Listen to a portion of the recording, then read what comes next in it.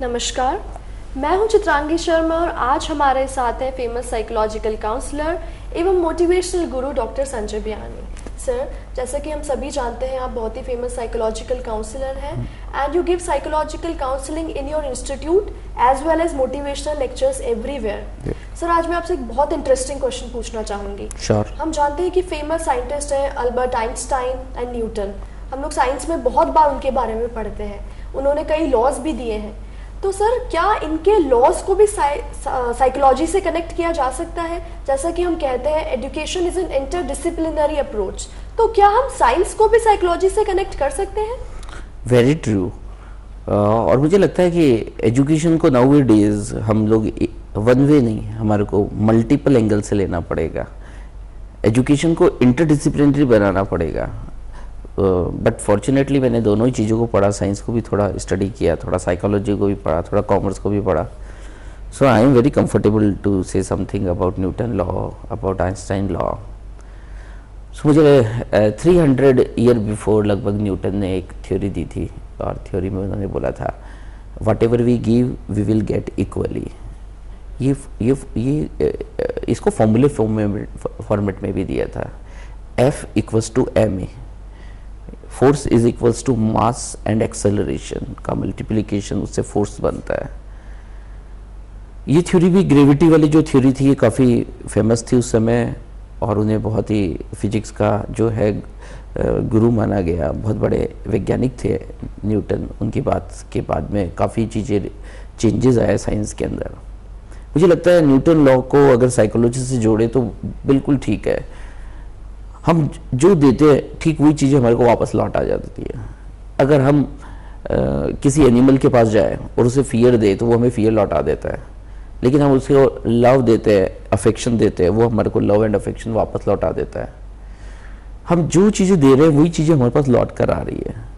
पर मैं जब इसको बहुत डीप में जाके देखता हूँ तो मुझे लगता है कि नहीं, जो दे रहे हैं वही नहीं, whatever we give we are getting more than it. So अगर हम हमारे को इमोशंस और फीलिंग्स भी अगर लोगों को सही देने लगे तो हमारे को वो चीज़ें अनलिमिटेड होकर वापस आने लगती हैं। So whatever we give we are getting more than it. मुझे लगता है साइकोलॉजी में इस थ्योरी को अप्लाई किया जा सकता है।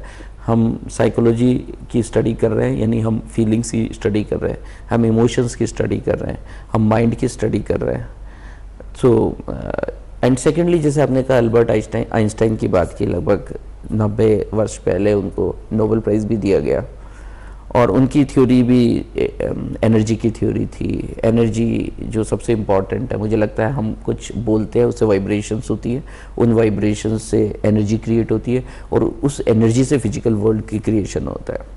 So energy is equals to, उन्होंने बताया, mass into velocity, m multiply by c²।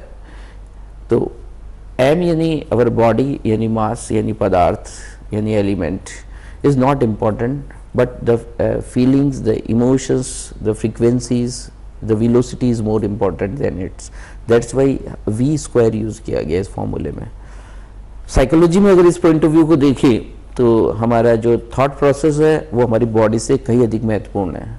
हमारे अंदर जो फीलिंग चल रही है, हमारे जो इमोशंस हैं, हमारा जो थॉट प्रोसेस है, वो हमारी पूरी बॉडी को गवर्न करता है।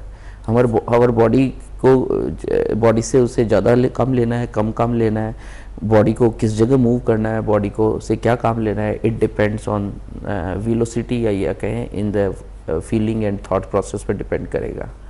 सो अगर ये ग्रेट साइंटिस्ट अपने टाइम में रहे, इनके वर्क को पूरी दुनिया में सराहा गया, इनके वर्क की वजह से साइंस में काफ़ी रिवॉल्यूशन आया।